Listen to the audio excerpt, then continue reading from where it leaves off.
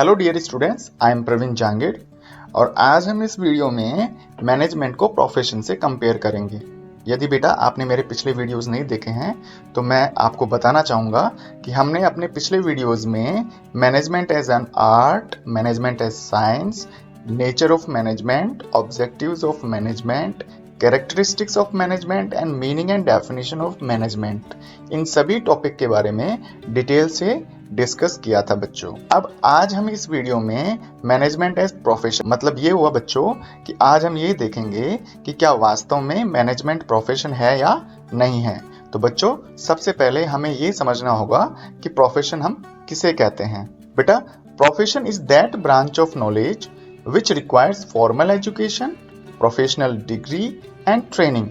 बेटा इस मीनिंग में मैंने प्रोफेशन की सभी चीज़ों को इंक्लूड कर लिया है कि जैसा कि इसमें लिखा हुआ है, अगर आपको एक प्रोफेशनल पर्सन बनना है तो आपको एक फॉर्मल एजुकेशन लेनी होगी, मतलब आपको कोई ना कोई डिग्री, प्रोफेशनल डिग्री लेनी होगी और उसके बाद में आपको ट्रेनिंग करना होता है। इन सभी ऑब्लिगेशंस को या सभी रिक्वायरमेंट को पूरा करने के बाद में आप एक प्रोफेशनल पर्सन कहलाएंगे। अब प्रोफेशनल पर्सन कौन कौन से होते हैं, जैसा कि आपको स्क्रीन पर दिख रहा है, डॉक्टर, टीचर, लॉयर, इंजीनियर, तो ये सभी किसके एग्जाम्पल है बेटा? प्रोफेशन के एग्जाम्पल है बेटा। जैसे डॉक्टर को डॉक्टर बनने के लिए MBBS की पढ़ाई करनी पड़ती है, उसके बाद में कुछ ट्रेनिंग वगैरह लेनी पड़ती है। ऐसे ही टीचर को टीचर बनने के लिए B.Ed के एग्जामिनेशन पास करने पड़ते हैं, फिर उसके बाद में कुछ ट्रेनिंग वगैरह दी जाती है। ऐसे इंजीनियर को B.Tech की डिग्री लेनी पड़ती है, लॉयर को LLB की डिग्री पास आउट करनी पड़ती है। कहने का मतलब ये है बेटा कि आपको जिस भी फील्ड में प्रोफेशनल वर्क करना है तो उस फील्ड से रिलेटेड आपको पढ़ाई करनी होगी, उसकी डिग्री लेनी पड़ेगी और साथ में ट्रेनिंग भी लेना जरूरी होता है बेटा। प्रोफेशन की मीनिंग जानने के बाद में बेटा अब चलो फटाफट हम प्रोफेशन के कैरेक्टरिस्टिक्स भी देख लेते हैं। तो बेटा प्रोफेशन का फर्स्ट कैरेक्टरिस्टिक्स है restricted entry. For becoming a professional person everyone has to pass a certain exam. मतलब ये हुआ बेटा कि यदि आप किसी भी फील्ड में प्रोफेशनल पर्सन बनना चाहते हैं तो आपको उस प्रोफेशन से रिलेटेड एग्जाम या किसी भी प्रकार के जो टेस्ट होते हैं वो पास करने जरूरी होते हैं। जैसे मैंने यहाँ पे बताया, टीचर के लिए B.Ed के एग्जामिनेशन होते हैं, लॉयर के लिए LLB, इंजीनियर के लिए B.Tech, डॉक्टर के लिए MBBS की डिग्री पास आउट करना बहुत जरूरी होता है। अब यदि बच्चों प्रोफेशन के दूसरे फीचर की बात करें तो इसमें है representative associates. There is a representative associate authorities for each and every profession to develop and regulate the professional activity. तो बेटा इसका कहने का मतलब ये है कि हर तरह के प्रोफेशन के लिए एक अथॉरिटी इस्टेब्लिश की गई है जो कि उस प्रोफेशन को डेवलप करने में अपना योगदान देती है तथा उस प्रोफेशन में काम करने वाले लोगों पर रेगुलेट करती है या रेगुलेशंस अप्लाई करती है। मतलब ये अथॉरिटी ये सुनिश्चित करती है कि जिस भी प्रोफेशन में कोई प्रोफेशनल पर्सन काम कर रहा है तो वो अपना काम सही तरीके से करे, गलत जो रॉन्ग प्रैक्टिसेस हैं वो अपने प्रोफेशन में इंक्लूड न करें। अब बेटा इंडिया में हर तरह के प्रोफेशन के लिए एक रेगुलेशन अथॉरिटी इस्टेब्लिश की गई है। मतलब यूं कह सकते हैं कि रिप्रेजेंटेटिव एसोसिएट अथॉरिटीज को इस्टेब्लिश किया गया है, उनको सेटअप किया गया है। जैसे एग्जाम्पल की बात करें हम, टीचर, तो बेटा टीचर लोगों के लिए उनका डेवलपमेंट करने के लिए और उनके गलत कार्यों को रोकने के लिए इंडिया में NCTE को इस्टेब्लिश या सेटअप किया गया था, जिसका फुल फॉर्म है the national council for teacher education. इसी तरह से लॉयर्स के लिए SRA solicitors regulation authority, engineers के लिए IEI अथॉरिटी को सेटअप किया गया था, जिसका फुल फॉर्म है बेटा institution of engineers of India. इसी तरह से डॉक्टर्स के लिए IMC है, इंडियन मेडिकल काउंसिल। तो बेटा देखा आपने ये सभी जो अथॉरिटीज हैं, चाहे वो NCTE हो, SRA हो, IEI या फिर IMC हो, इन सब का काम क्या होता है कि इनके फील्ड में आने वाले जो प्रोफेशनल पर्सन हैं उनकी प्रॉब्लम को सॉल्व करना तथा साथ में ये भी देखना कि जो जितने भी प्रोफेशनल पर्सन हैं वो अपनी जो एक्टिविटी है वो सही मायने में पब्लिक को सर्विस प्रोवाइड करवाए। साथ ही साथ ये भी देखना होता है कि कोई भी प्रोफेशनल पर्सन, चाहे वो इंजीनियर हो, डॉक्टर हो, टीचर हो, वो कभी भी गलत प्रैक्टिसेस सोसाइटी में न करें। इसी तरह से बेटा पॉइंट नंबर 3 एथिकल कोड। तो सबसे पहले बेटा हमें ये देखना पड़ेगा कि एथिकल कोड्स क्या होते हैं। तो ethical codes are a setup of rules and regulation to help professionals in doing business और offering services for social welfare with honesty. बेटा जब भी कोई व्यक्ति कोई प्रोफेशनल डिग्री कर रहा होता है तो उसी दौरान, उस पढ़ाई के दौरान ही उन्हें कुछ रूल्स एंड रेगुलेशंस उस प्रोफेशन से रिलेटेड बता दिए जाते हैं ताकि वो सोसाइटी के लिए जो भी काम करे वो ईमानदारी से करे। ठीक इसी तरह से बेटा प्रोफेशन का फीचर पॉइंट नंबर 4 है सर्विस मोटिव।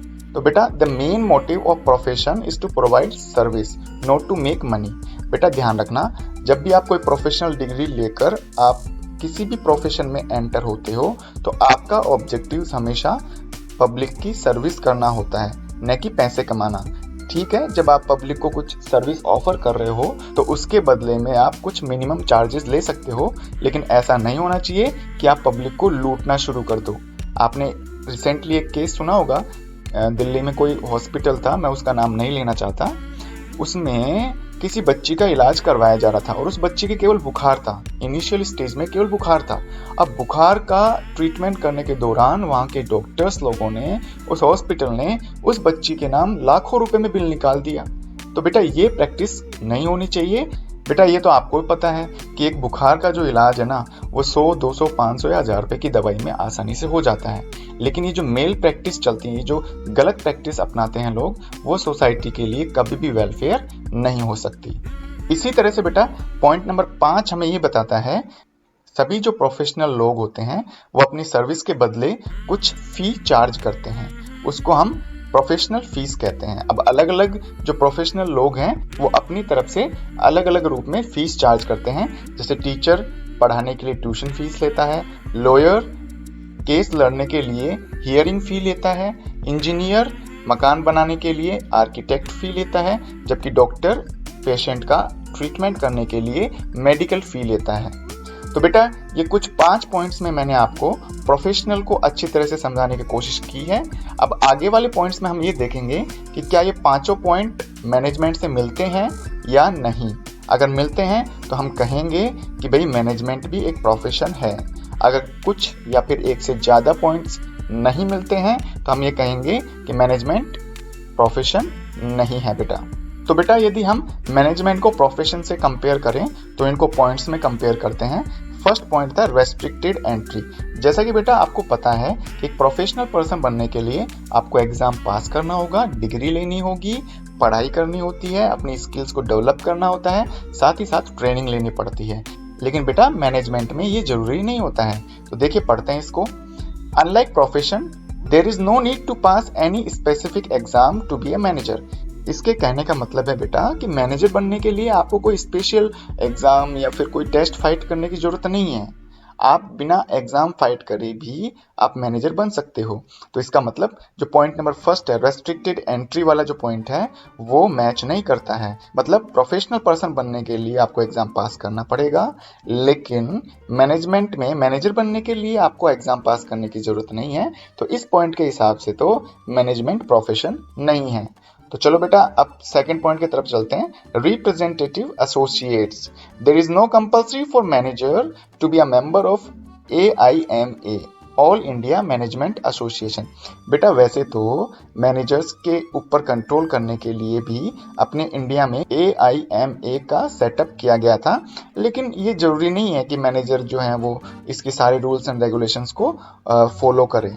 साथ ही साथ ये भी जरूरी नहीं है कि इंडिया में जितने भी मैनेजर लोग हैं, चाहे वो किसी भी फील्ड में काम कर रहे हों, वो AIMA का मेंबर बने ही। लेकिन बेटा प्रोफेशन में ये बहुत कंपलसरी था कि आपको रिप्रेजेंटेटिव एसोसिएट्स का मेंबर तो बनना ही होगा। इस हिसाब से बेटा मैनेजमेंट प्रोफेशन नहीं है।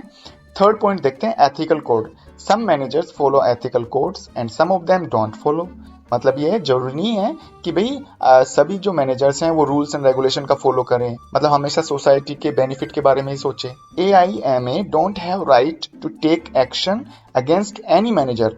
और यदि मान लीजिए किसी मैनेजर ने एथिकल कोड को फॉलो नहीं किया तो उसके बाद में AIMA के पास में ये राइट भी नहीं होता कि वो उसके विरुद्ध कोई कार्रवाई करे। तो बेटा इस पॉइंट के बेस पे भी हम कह सकते हैं कि जो मैनेजमेंट है वो प्रोफेशन नहीं है।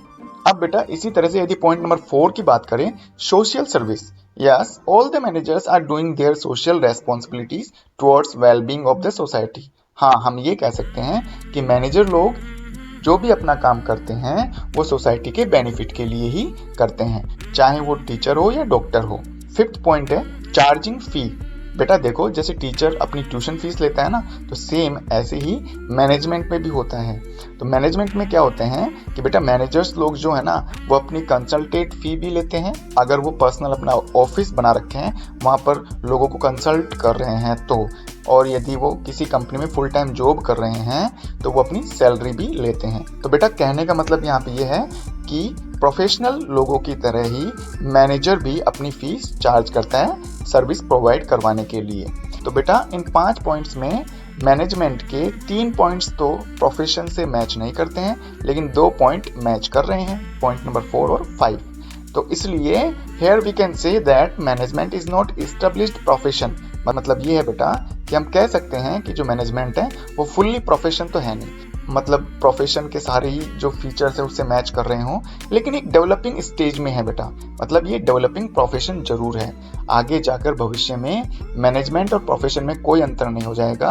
बेटा नियर फ्यूचर में भी मैनेजमेंट के अंतर्गत मैनेजर्स बनने के लिए आपको एग्जामिनेशन पास करने होंगे, आपको एथिकल कोड को फॉलो करना होगा, मतलब ये सारे रूल्स एंड रेगुलेशंस आप पे अप्लाई हो जाएंगे, लेकिन उस चीज को आने में अभी टाइम है। तो उम्मीद करता हूं बच्चों आपको मैनेजमेंट एज प्रोफेशन ये जो टॉपिक है वो पूरी तरह से क्लियर हो गया होगा। यदि फिर भी कोई चीज़ समझ में नहीं आ रही है तो आप मुझे कमेंट बॉक्स में कमेंट करके पूछ सकते हैं। थैंक यू बेटा।